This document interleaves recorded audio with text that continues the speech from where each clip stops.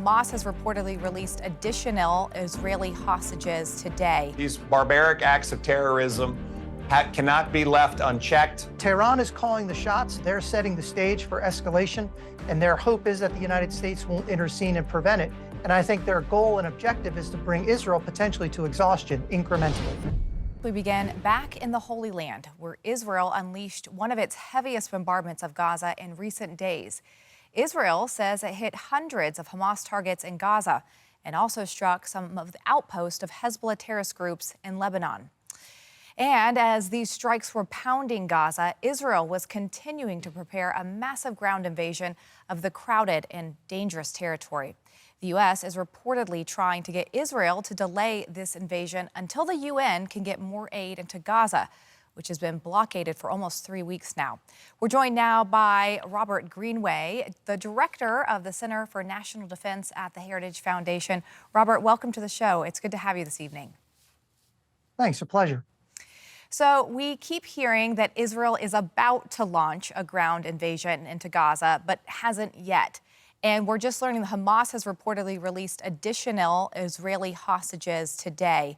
Could this be the reason why they're holding off the invasion? It is. I think most accounts claim that the United States is applying pressure either to introduce additional resources into theater to manage risk or to allow time for hostage negotiations. It's the answer to many prayers, certainly the families of those two that recently released. But at the same time, we recognize that this is what the hostages were taken for, to delay and to increase negotiating leverage on the part of Hamas. And so there is additional risk associated with Israel delaying their ground invasion. We'll have to see just how this plays out. You were one of the architects of the historic Abraham Accords during the Trump administration, which normalized relations with Israel and the United Arab Emirates. Perhaps one of the biggest steps forward to peace in the Middle East since 1994. Since then, the Biden administration has been working to bring Saudi Arabia into those accords, and they have the largest economy in the region. Do you think that Hamas's attacks on October 7th were actually intended to prevent Saudi Arabia from entering such an agreement?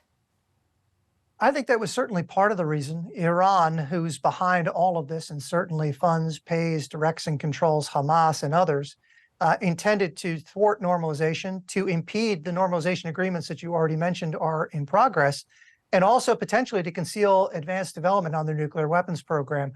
Our goal, I think, hopefully, is to ensure that that doesn't occur and we can restore and get the Abraham Accords back on the right trajectory. I think if the U.S. administration confronts Iran and works with our partners, we'll be able to do that. So speaking of Iran, all eyes are on them right now to see what they may do once Israel does start their ground invasion. Most of us know at this point that they fund Hamas and Hezbollah.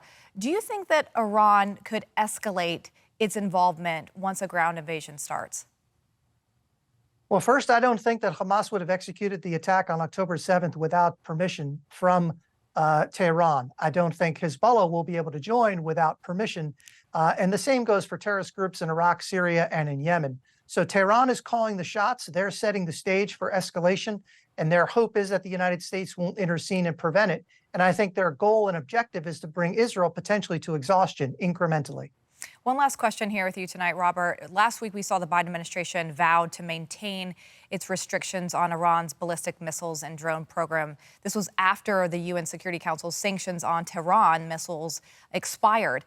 How should the U.S. be handling Iran right now? Some people are asking them to get involved directly. Others are saying sanctions. What do you say?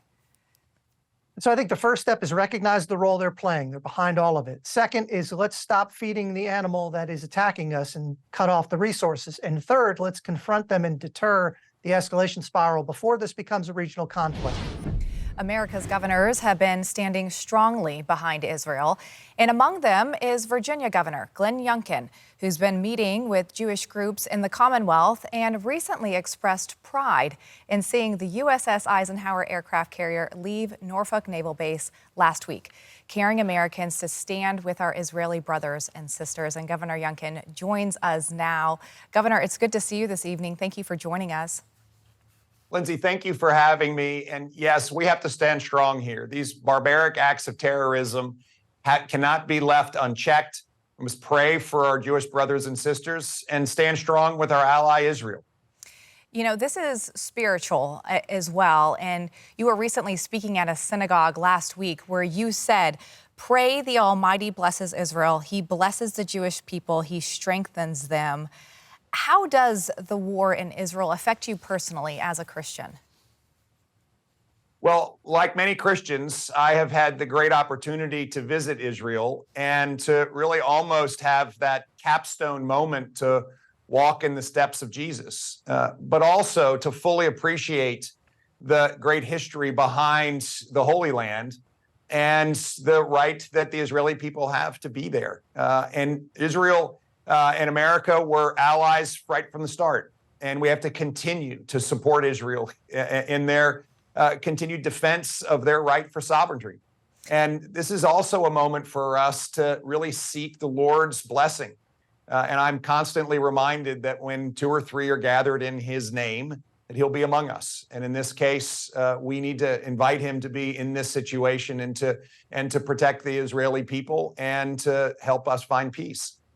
Amen to that. You know, it's interesting because well before these attacks by Hamas took place earlier this year, you signed legislation to combat anti-Semitism in Virginia, taking on Holocaust deniers and people who use criticism of Israel to target Jews.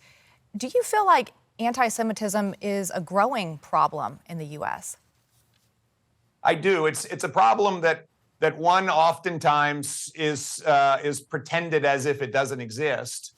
And then second of all, when there are anti-Semitic acts that happen, oftentimes they're characterized as something else. And so that's why the legislation that we passed, which is adopting the international definition of anti-Semitism, was so important, so that we can be clear that anti-Semitism does exist and we can keep track of events when they occur. And more importantly, we can focus on education so that our law enforcement heroes, but also our kids in school, understand that the Holocaust is one of those historic events we must not forget, and that its impact and the learning from it is something that we should all know.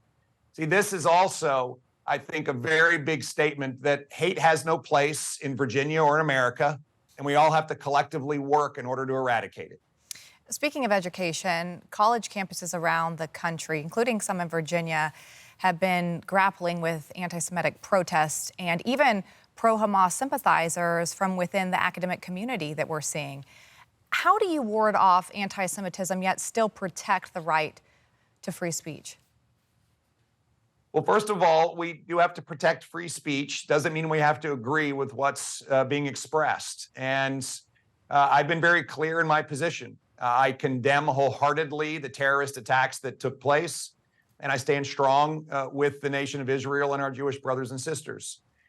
We do have to protect the freedom to gather and to express one's views. But as I said, it doesn't mean we have to agree with them.